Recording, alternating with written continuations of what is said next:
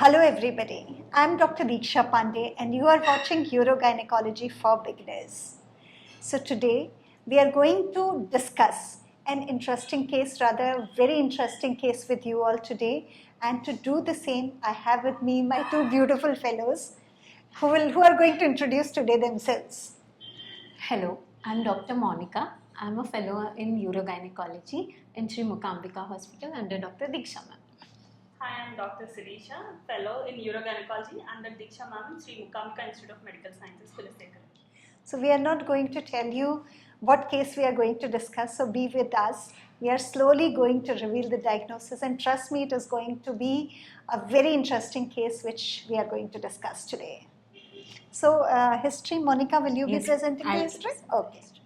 So our patient is Mrs. X, 48-year-old housewife, Nulliparous, hailing from Trivandrum, Kerala. She was actually referred to our hospital from a private clinic for the tertiary care, especially for urogynecology complaints. So she is hailing from Trivandrum and she has attained surgical menopause 6 years back, came with mass descending per vagina since 6 years, which has aggravated since 2 months. She doesn't give history of urine leakage associated with mass descending per vagina or any bowel complaints. No urinary symptoms and no bowel symptoms. No bowel symptoms. So this is a case of 6 years, you said, what I understood, 48-year-old lady who is, what is the parity status of this patient? Nulliparous. She is a Nulliparous 48-year-old lady who has presented with mass per vagina for last 6 years with no associated bowel and bladder complaints. Okay. So do you want to tell us some more details of this history, or to dive deep into the history, we took a detailed history. She was apparently alright till 19 years of her age. So at the age of 20 years, she had complaints of some kind of mass per vagina, which was a size of peanut at that time. I will emphasize it, 19 years old lady. When she was 19 years old girl, she had noticed a vaginal bulge. Yes. Swelling, in her own words, it was like swelling protruding out of her vagina, which is a size of peanut. At that time, she also had complaints of urinary leakage on coughing and straining. So SUI also she had. At that time she had. And she got married at 22 years of her age. She did not take any treatment. No. She didn't consult any doctor for that. Yes. Okay. She did not consult any doctor for that. And she got married at 22 years of her age. And she had no complaints of dyspareunia, coital difficulty. Even with the similar size of the swelling, she did not have. She conceived spontaneously at 23 years of her age. Okay. And she had an abortion of 16 weeks of gestation, for which DNC was done in a private hospital in Trivandrum. So 16 weeks means it was a second trimester abortion, maybe because of cervical incompetence? Yes. Okay. At 26 years of her age, the doctor who has done her DNC has advised to get a sling operation done because her uterus and cervix was They felt descended. on examination while doing DNC, she would have felt that it was uterine descent. Yes, was there, and for which she was advised to undergo a sling surgery. She had took some infertility treatment also, 1 cycle of IUI prior to the surgery. After that, abdominal sling surgery was performed at 36 years of her age.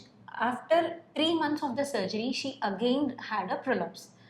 Okay, so she underwent sling surgery at 36. Why do you think sling surgery was done? Because she was not having any baby. Yes. Maybe they were trying for, she was trying for conception. Yes. Otherwise, we could have gone for what surgery if she would have had 2 children before? For the gills. Very good, I'm so impressed. Okay. For the gills. So sling surgery specifically they did because she was a Nulliparous lady. Yes. And but it failed. Yes. In 3 months. In 3 months. In 3 months. After 3 months of her surgery, she had undergone 2 cycles of IUI also, which was failed. So she never conceived again. At 42 years of her age, she had undergone open abdominal myomectomy also at a private hospital. After 42 years, myomectomy, maybe that time also she was positive and she wanted to conceive that time also. After 4 years of that surgery, so around 46 years age, she had undergone subtotal abdominal hysterectomy and left salpingo-oophorectomy with perineorophy. In the OT notes, we could find they only did subtotal abdominal hysterectomy. The reasons were not mentioned, and the hysterectomy was done because of multiple uterine fibroids, and she was having heavy menstrual bleeding at that time. Okay. After that, now she was referred to us in view of mass descending per vagina. Okay. So very, very interesting. So if I have to summarize it, she is a 48 years old Nulliparous lady who had in very young age, when she was 16, 17 years of age, that time only she noticed a prolapse. From her vagina. After that time she had leaking of urine complaint also, SUI like complaint also she had. She got married, conceived once, had a second trimester abortion, maybe because of incompetent cervix which was still hanging outside. She had some infertility treatment, in between she had a sling surgery which failed, then she had myomectomy, again recurrence of myomas, finally she had a subtotal abdominal hysterectomy, and now she has again presented with some mass descending per vagina. Okay. So, ma'am, actually her history doesn't end here also. Okay. For that mass descending per vagina, 1 year back she has gone to a government hospital where they have tried ring pessary. After 1 month she was feeling very uncomfortable with the ring pessary and she wanted to have a permanent solution. So she was referred to our hospital. So according to theoretically, if you see, she was a good candidate for pessary because cervix was in situ, and then the other thing that her muscles, because she has not had many, means we have to assess the muscle. It can play both parts, maybe because of connective tissue weakness which has caused nulliparous prolapse, maybe the muscles, that we'll come to know on examination, but a trial of pessary was not a bad idea for her. Okay. Yes. So, ma'am, now I want to hand over the examination part. So now Sirisha is going to present the examination part. Yes, ma'am. Okay. So on examination per abdomen, the previous surgery scars were seen. They were healthy. All the abdominal quadrants were moving equally, and there were no masses felt separately. On General examination, I think you have omitted because it was normal. Yes, ma'am. Nothing significant you could find. Now coming to the local examination. Abdominal examination, I am keen on finding out one finding, Sirisha. Nulliparous prolapse, what you should check for? Hernial sites, very important. And because she has undergone 2-3 surgeries abdominally also, 3 surgeries abdominally, even incisional hernia, information about incisional hernia will be significant in her case. So the scars were healthy, no incisional hernias noted, no inguinal or anterior-abdominal wall hernias were noted. Okay. So and now coming to the local examination. On local examination, we could see a mass of around 7 into 7 centimeter protruding out of the vaginal introitus, and we could locate that it is the cervix. Okay. Okay. So os was seen. Os was seen. And patient has clearly given history that subtotal hysterectomy abdominal was hysterectomy was done. So later on pervaginal examination, on pushing the mass inwards, we could feel the same 7 to 7 centimeter uniform hard mass without change in any consistency, and we could get about the swelling, ma'am, concluding that it could be a cervical stump. Okay, so tell me, what is your opinion or idea about 7 centimeters long cervix? It could be a cervical elongation, ma'am. It is a cervical elongation. Yes. Because what is the normal length of the cervix? 2.5 centimeters in a non-gravid and non-pathological conditions. Cervix should be around 2.5 centimeters. Little bit here and there would be accepted, but it is around 3 times more than the normal. So definitely it is a case of cervical elongation. And maybe that may explain one thing which came to my mind. Maybe when they were doing abdominal hysterectomy, maybe that was the reason that cervix was not removed, because it might be very difficult to remove. And sometimes actually it is not a bad idea when you are starting your career as a surgeon and doing some abdominal hysterectomies where you find that cervix is very long and going down is difficult, and you have a risk bladder. You have not been previous surgery cases where pushing the bladder to a certain extent is being difficult for you. Leaving cervix is not a bad idea. What is the problem of leaving cervix? Cervical cancer. Yeah, and which the is need very for rare. screening. Need for screening. In a 45 year with now changed screening programs, maybe 3-4 times you have to screen her more, and you counsel the patient, she will come. So many years ago we thought no, because screening every year, patient has to come very meticulously, she has to come every year, and we had only pap smear at that time, HPV testing was not there. Then we made it so important, such an important rule to remove all cervix, but the times are changing now. Actually, many people say that it might be good to leave cervix as far as the integrity of cervical ring is concerned, pericervical ring of support is concerned, that will decrease the risk of wall prolapse, as well as some studies mention that if cervix is preserved, it gives Anterior more compartment anterior compartment support is also there, and moreover even sexual gratification, a patient feels much better if you leave the cervix. So it is the times have gone when we said that no, cervix, in whatever you do, cervix has to be removed. Okay. Later on examination, we could find the levator ani tone was good, and we have seen the clitoral and anal wing reflex which were intact, ma'am, ruling out the neurological component. So in this case specifically, it was very important because it was not, prolapse was not because of childbirth related injury. It can be muscular, connective tissue, or so muscular and neurological you have already ruled out. So it is some connective must have been connective tissue disorders. And later, after like before examination, we have taken her permission, and dorsal position we have gone for a POPQ examination, ma'am. And her POPQ A was -3, BA was +7 centimeters, C was +7.5 centimeters, genital hiatus was 6 centimeters, perineal body 5 centimeters, total vaginal length was 7 centimeters, ma'am. AP was at -2, BP is 8 centimeters down, and D is +5. Okay. So this shows that there is cervical prolapse, and it is stage 4. And the cervix C point being +7.5 itself denotes that there is cervical elongation. So very good. I'm so happy that you did POPQ for her. But it is a grade 4, stage 4, not grade, stage 4 POPQ classification of prolapse. Okay, so and her muscle tone is good now, as Sirisha told. So maybe pessary, when it was told to her, it was not a very bad option for her. Okay, maybe only one thing because she, from the very beginning, she had this complaint of prolapse. Maybe we could have given little more attention in previous surgeries to apical fixation. Yes. That is the only thing which I think that one gap of understanding has been in their case. Otherwise, patient required so much of treatment, and it was given to her as safely as possible at every point of her, keeping her fertility in mind, keeping her age in mind. Everything was perfect. But maybe we don't know whether apical suspension, that option was given, was it performed, because we don't have, whatever we are interpreting, that is only from patient's history.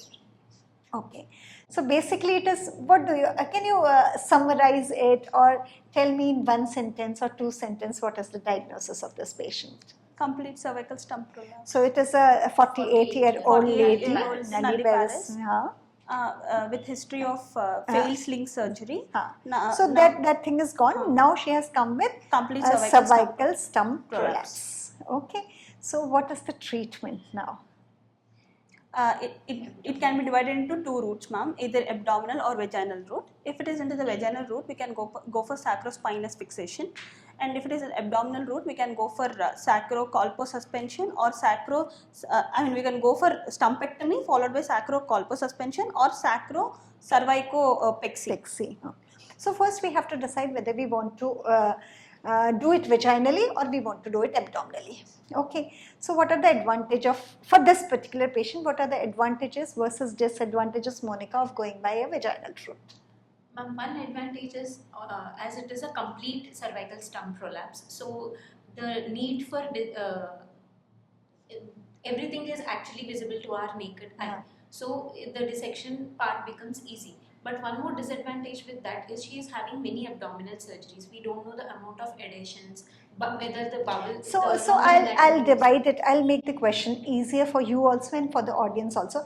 Now we have to choose 2 things. First, we have to choose the route, abdominal versus vaginal. Then we have to choose whether do we want to remove that stump or fix that stump. Okay, in vaginal if we are doing, whether to do vaginal plus removal, minus removal.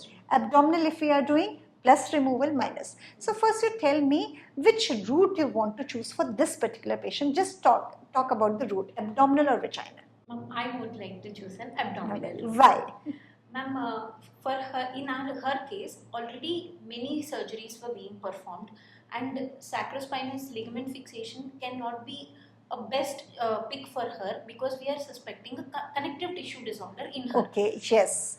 That is a very good point. So when we are fixing with sacrospinous ligament, it is just a suture, point fixation. Yes.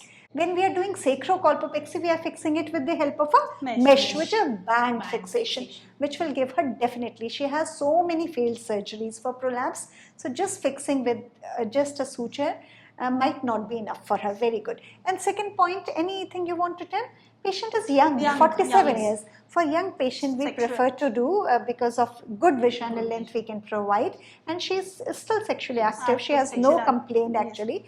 So maybe it is a better thing to do for a young patient, 47-year-old. I will repeat this once again. I keep on saying in urogynecology, less than 50 is young. Okay, and the age of youth is actually increasing. Okay, so we don't say that 50 years is an old patient. 47 is a very young urogynecology patient. Okay, and so because of that we want to, and I agree with you. Only one thing which we have not mentioned because of paucity of time in this is because she had comorbidity. She is a diabetic also for many years and not very well controlled. What was her glyco-HP? 11 point. So quite high glyco-HP and very deranged sugars. That gives us 1 point that we do it vaginally so that we don't have to open the abdominal cavity or peritoneal cavity. But again, it is a double-edged sword because when you are doing fixation in sacrospinous and sugars are not well controlled for till the healing phase, there is a lot of chance, and I had one failure like that of one of the patient where diabetes was not controlled. What it does that bacterial flora goes and it eats away the suture material. Suture, we are not putting mesh. Eating mesh is very difficult. Eating suture, 2 bites of suture, that infection from the vagina, it is very easy. And so it got detached because it is just a point fixation. So it is a double-edged sword how to choose in diabetes whether to use sacrospinous. So that is you have to tailor it from patient to patient, keeping in mind other factors. Okay, so that was the thing. Now for this patient we want to choose an abdominal method.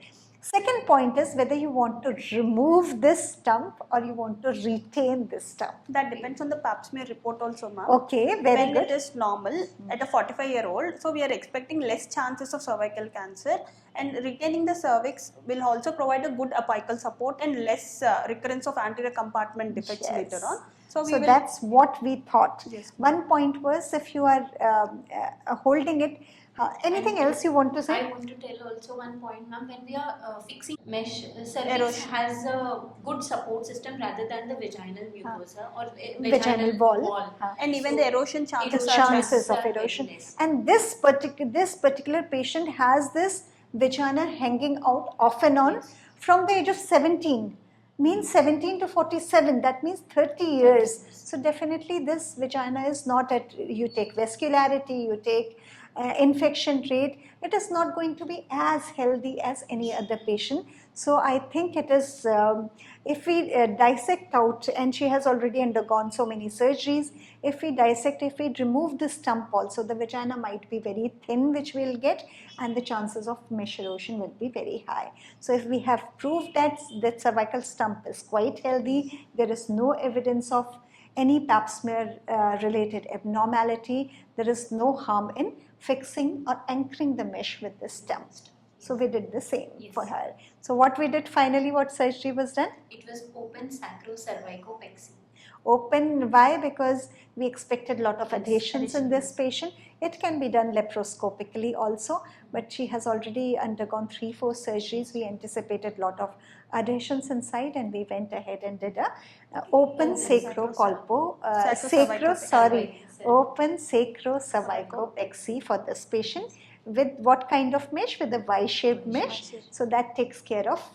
So after you fix this mesh, I'm not going into details of the surgery because we have discussed it before also, and maybe in some other time we'll discuss it again. So when you do this surgery, then do you have to do anything from vaginal aspect?